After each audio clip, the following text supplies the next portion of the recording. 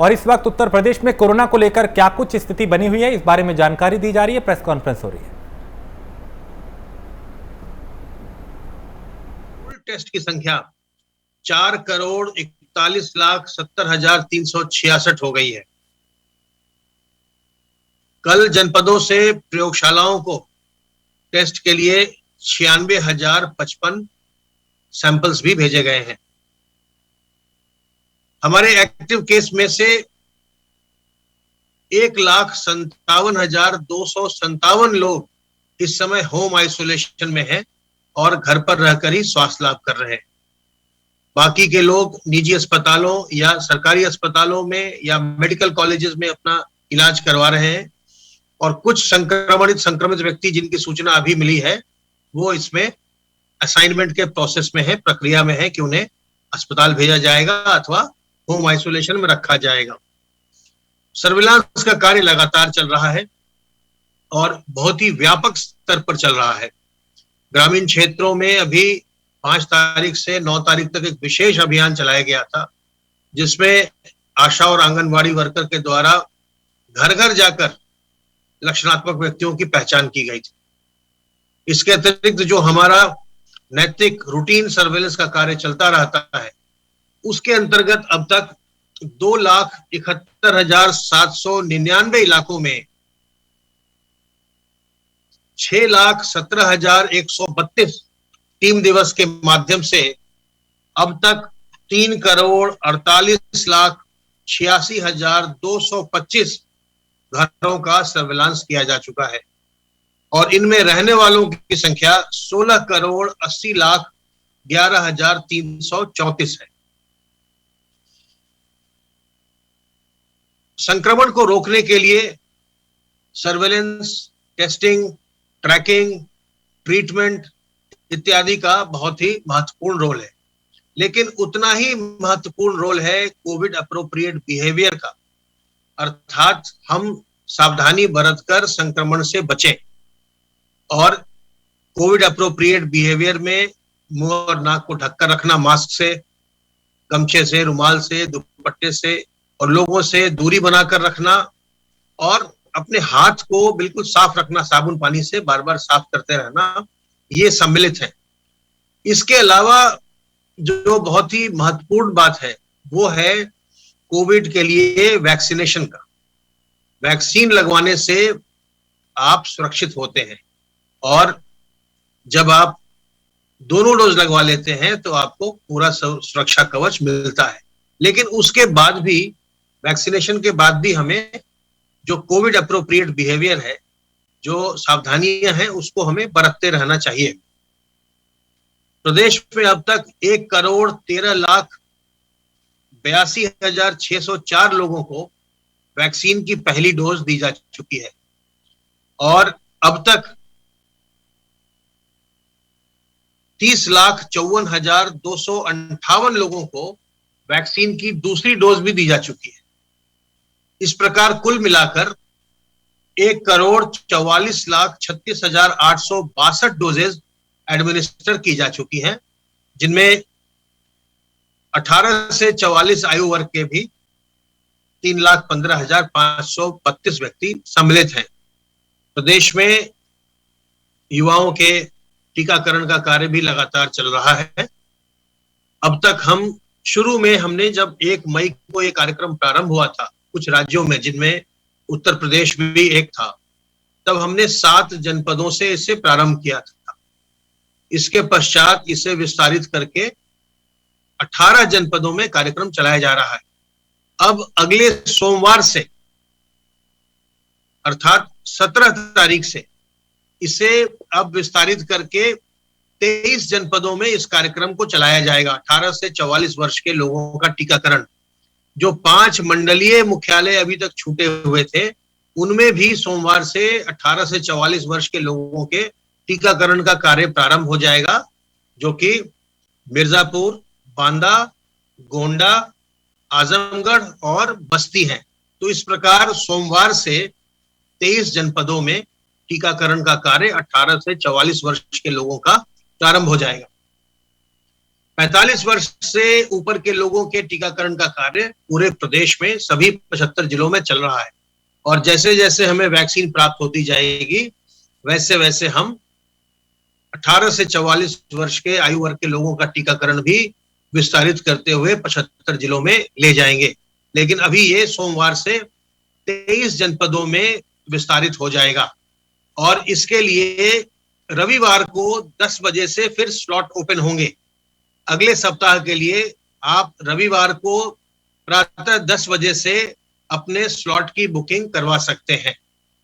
तो हम निरंतर इस प्रयास में हम लोग लगे हैं। राज्य सरकार का यह प्रयास है कि अधिक से अधिक वैक्सीन प्राप्त की जाए और उसे लोगों को उपलब्ध करवाया जाए। वेस्टेज को कम करते हुए अधिक से अधिक लोगों को वैक्सीन लगवाई जाए। तो उस क्रम में सोमवार से 23 जनपदों में 18 से 44 वर्ष के लोगों का टीकाकरण होगा और रविवार को 10 बजे से आप अपने स्लॉट्स को आप बुक कर सकते हैं।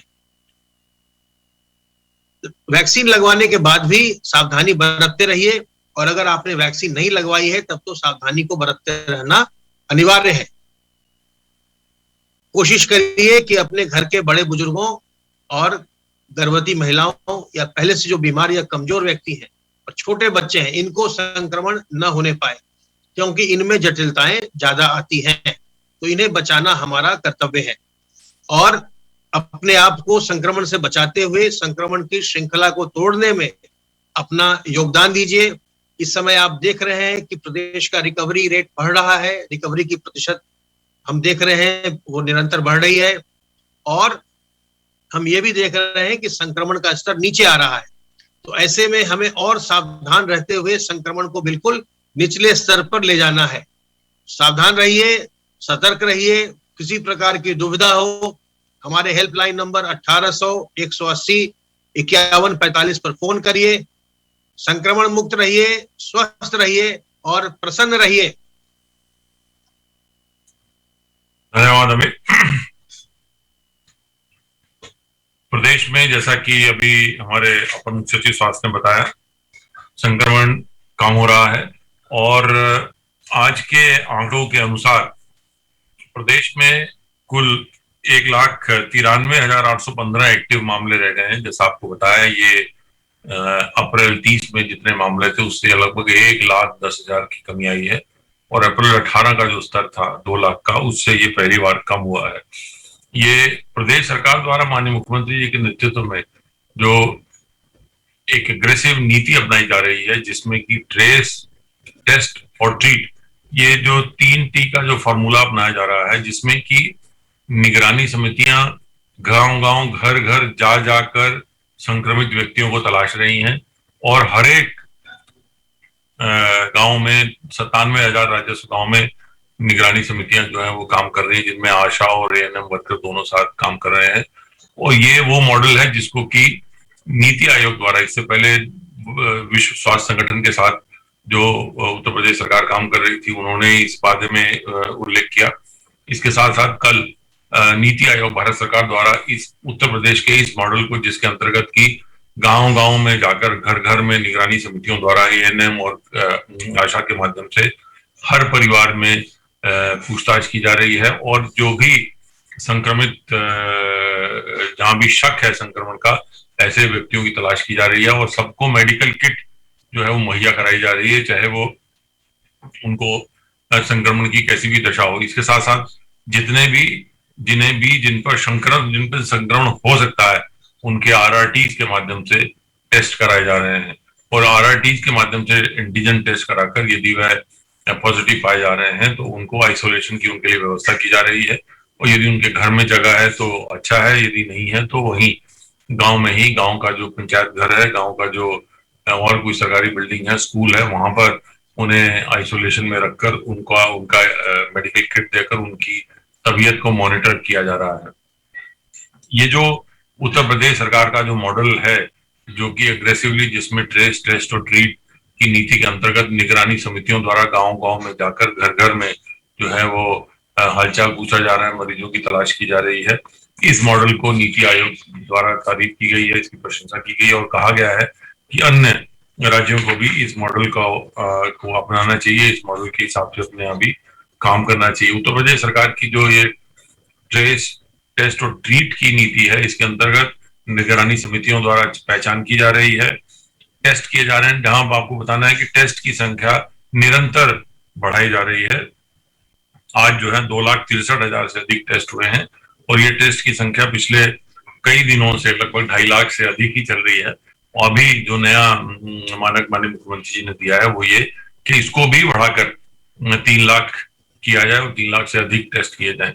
सो टेस्ट की संख्या जहां एक और बढ़ाई जा रही है, वहीं दूसरी ओर इलाज के लिए अस्पतालों में बेड की संख्या बढ़ाई जा रही है। पिछले एक माह में, मार्च से, पिछले 1.5 माह में, मार्च से लेकर अभी तक लगभग 38,000 जो है बेड बढ़ाए गए हैं। इनमें अधिकतर ऑक्सीजन युक्त बेड हैं और अधिकतर ऐसे बेड हैं जहां पर कि मरीजों को ऑक्सीजन दी जा सकती है और एक बड़ी संख्या में आईसीयू के बेड हैं। ये बेड की संख्या बढ़ाई जा रही है, साथ साथ जो निगरानी समितियां जो ला रही हैं उनका टेस्ट हो रहा है और बेड की संख्या बढ़ाई जा रही है। प्लस जो ऑक्सीजन की मात्रा प्रदेश में जो है उसको प्रतिदिन बढ़ाया जा रहा है और अब कल जो है दिन भर में 923 मीट्रिक टन ऑक्सीजन विभिन्न अस्पतालों में सप्लाई की गई थी। ये जो ऑक्सीजन एलएमओ मॉडल है उसके अतिरिक्त उसके माध्यम से दी जा रही है। इसके अतिरिक्त जनपदों में पुराने प्लांट भी चालू किए गए हैं और इसके साथ साथ ऐसे ऑक्सीजन प्लांट जो कि एटमॉस्फेयर से, वातावरण से ऑक्सीजन बनाते हैं, उन प्लांट पे लगाने का भी काम चल रहा है। लगभग 377 अस्पतालों में विभिन्न माध्यमों से, जिसमें पीएम केयर भी सम्मिलित है और प्रदेश सरकार के बजट से भी सम्मिलित है, सीएसआर के माध्यम से भी लगभग प्रदेश के 377 अस्पतालों में इस प्रकार के प्लांट लगाने की कार्रवाई बहुत तेजी से चल रही है। लगभग 15 अस्पतालों में तो इतने कम समय में प्लांट लगकर चालू भी हो गए हैं। इन प्लांटों में जो इनकी खूबसूरती ये है कि ये वहीं पर ही एटमॉस्फेयर से ऑक्सीजन बनाते हैं, किसी प्रकार के ट्रांसपोर्टेशन की आवश्यकता नहीं पड़ती है। प्रदेश सरकार जो देश में पहली प्रदेश सरकार थी जिसने की ऑक्सीजन से संबंधित सॉफ्टवेयर को अपने यहाँ लगाया और सॉफ्टवेयर के माध्यम से अस्पतालों को ऑक्सीजन सप्लाई करना, प्लांट से ऑक्सीजन आना, यहाँ तक कि टैंकर जो ऑक्सीजन ला रहे थे उनको भी जीपीएस के साथ टैग किया गया ताकि उनका मूवमेंट कंट्रोल हो सके और पूरा ऑक्सीजन का मूवमेंट इस प्रकार कंट्रोल किया गया कि वो अपने आप में एक उदाहरण है। इसकी तारीफ नीति आयोग द्वारा भी की गई है कि ये इस प्रकार का मॉडल बाकी अन्य प्रदेशों को भी अपनाना चाहिए। अन्य प्रदेशों ने भी इससे पहले इस मॉडल को अपनाया है।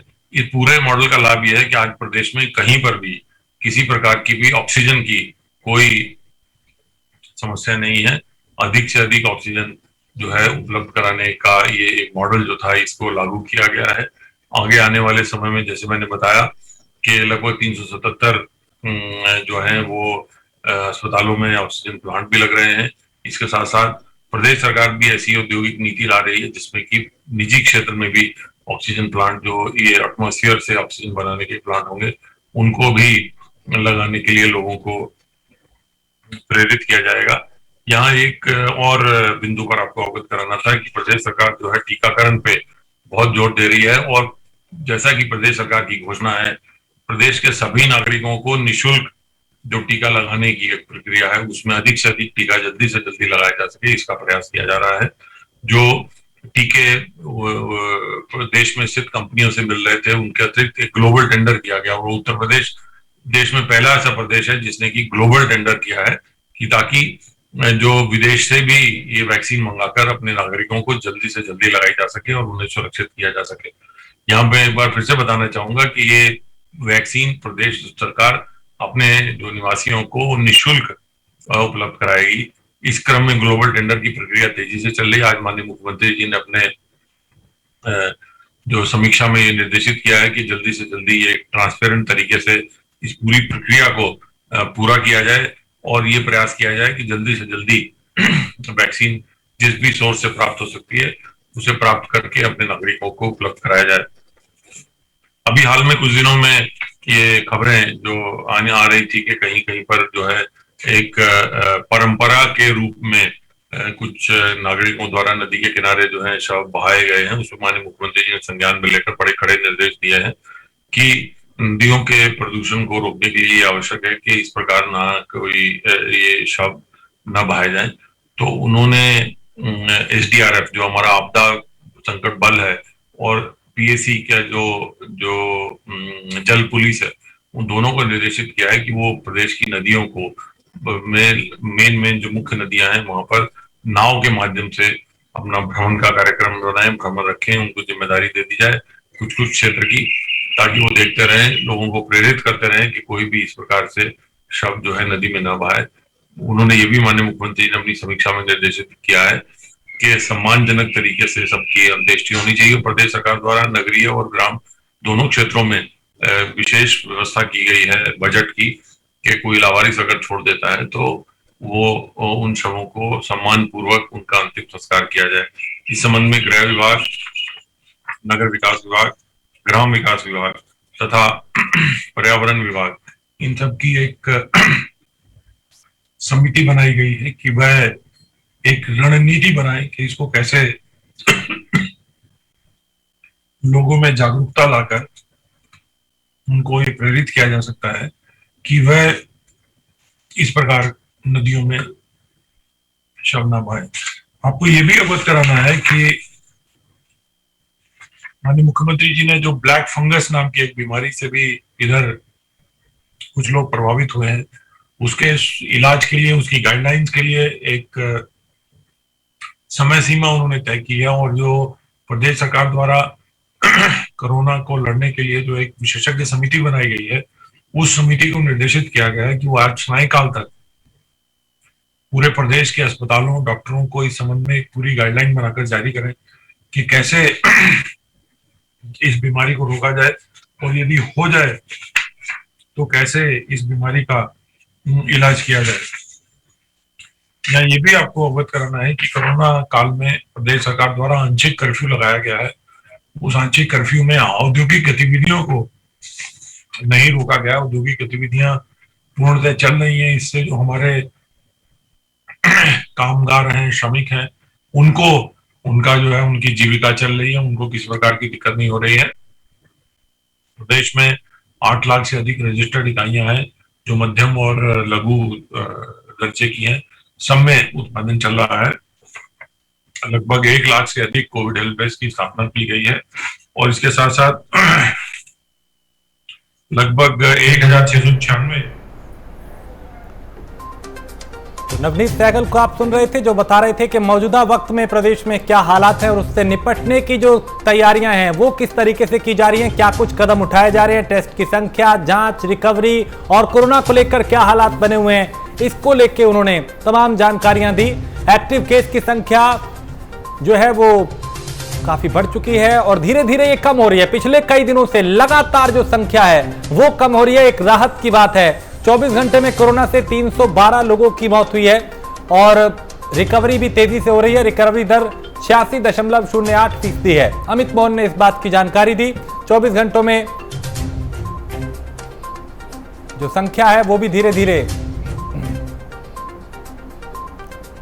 रिकवर हो रही है, कम हो रही है। पहले चूंकि ये संख्या बढ़ रही थी, तो बीते 24 घंटों में 15,747 नए मामले आए हैं। 26,174 लोगों ने कोरोना को मात दी है, यानी जितने मामले आए उससे ज्यादा लोग ठीक हुए हैं। और 1,91,815 एक्टिव केस हैं। 13,85,855 लोग अब तक ठीक हो चुके हैं। तो धीरे धीरे हालात सामान्य हो रहे हैं और इसको लेकर कोशिश लगातार जारी है कि हालात जो हैं वो धीरे धीरे सामान्य हो पाए।